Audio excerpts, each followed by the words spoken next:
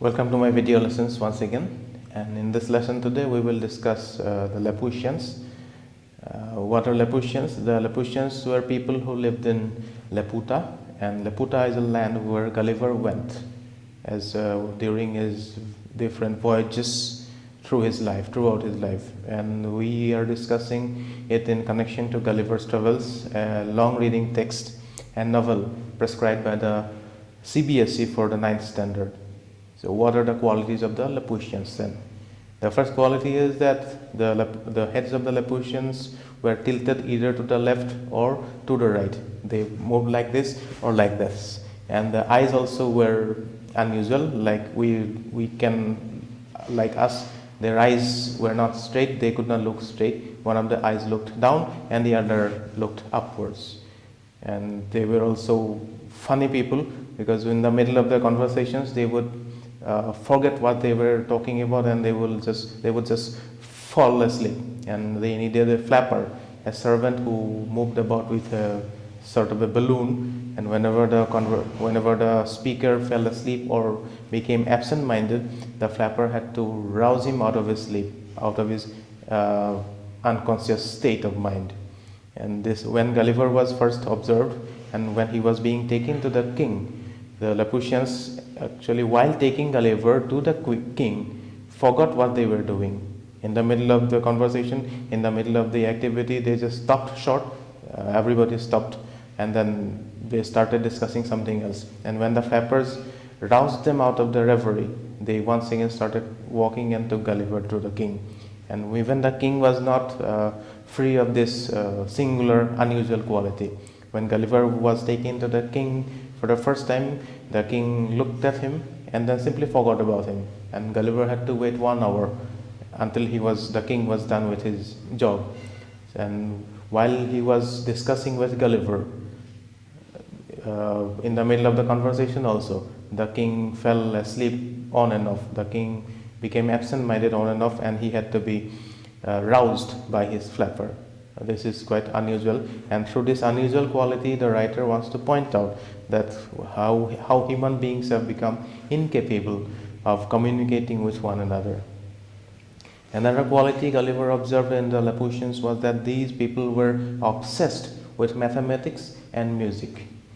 They defined and described everything in terms of mathematics and music. Even their food and their clothes, even their food were cut into the shapes of different mathematical geometric shapes. Their food were cut into the shapes of squares, parallelograms, rhomboid, triangles, etc. And their clothes had pictures of different planets and foods also. And through this, Gulliver tries to point out that because of their obsession, they lost track with reality and were incapable of getting on with their day-to-day activities. They were so obsessed that they considered all things practical despicable. Even though they were very good in mathematics, even though they were very good in theoretical mathematics, they despised and hated practical geometry, and because of which they were not able to construct good houses. Their houses were very badly built, and none of the houses had any right angles. And none of the houses had any right angles. And if a house doesn't have a right angle, then it is simply impossible to dwell in it, live in it, and it is practically useless. Through this point, the writer wants to point out that these people were good in theory. Their knowledge was good only on paper, but practically they were completely useless. This is what the writer is trying to point out. Another point he notes in the Laputians was that they lacked imagination completely. They did not have any imagination, they did not have any innovation, they did not have any creativity.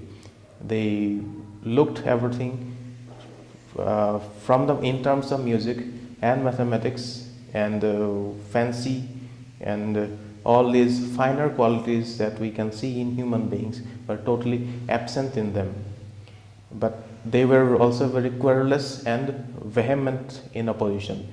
Whenever they did not agree with anything, to be precise. They did not agree with anything, and they were always arguing with one another about whatever topic they had under discussion.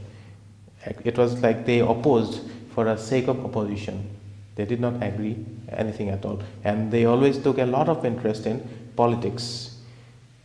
They took interest in maths, they took interest in music, and also in politics. And since they were so interested in politics, they naturally quarreled and argued about everything and anything, and they did it a lot, and they opposed one another a lot.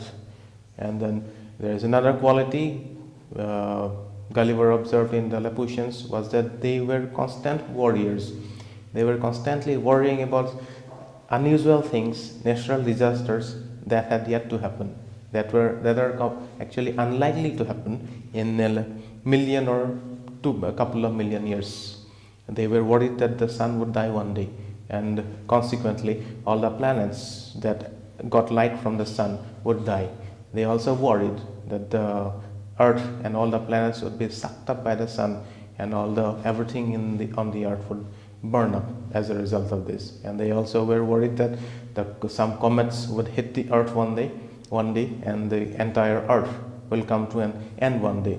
And because of these constant worrying, because of this constant worrying about unlikely events, they lost their peace of mind, they lost their happiness. They could not enjoy the simple pleasures of life. And whenever they met in the evening or the morning or in the afternoon, instead of wishing each other, they would talk about the health of the sun. They would ask one another, how the sun was doing, how the earth was doing, how the comets were doing. So these were the things they were always busy about. And because of their living in a make-believe world, these people found it very difficult to relate with the real world, to relate with the practical world. And these are the qualities of the men in Laputa. Interestingly, the women in Laputa were quite opposite of their menfolk.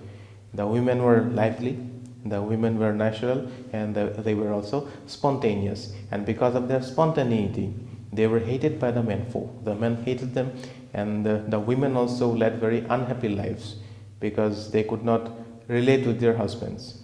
And that is why whenever they got a chance to go down from the land, from their floating island to the metropolis on the earth, they would not come back. Once actually a noble woman went down for some reason, and after going down she met somebody down and she eloped with him. She was later brought back by the king, but even after she was brought back and she had everything for herself, she had money, she had all the comforts of life as a noble woman, still she went back down to the metropolis and then spent the rest of her life with the poor men. So this is what happened in Laputa. The men were so obsessed with theory, the men were so obsessed with otherworldly things that nature and spontaneity suffered a lot in the island. Thank you very much for watching my video.